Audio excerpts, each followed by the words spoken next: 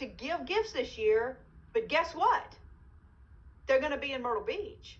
Because that's the solution. The solution isn't to go sell stuff to give somebody something for the holiday that they're not going to remember they got last year. The solution is to do what you got to do.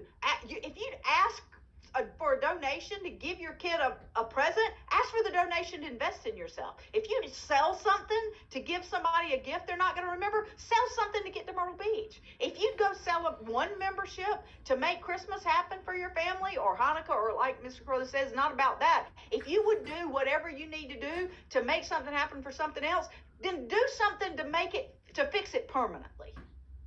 To be in Myrtle Beach, to get the information that you need, and to change it, right? To change that scenario. Mr. Carruthers has put together an incredible event with an amazing amount of speakers. Yes, Your Best Year Ever, Michael Hyatt, that is the book.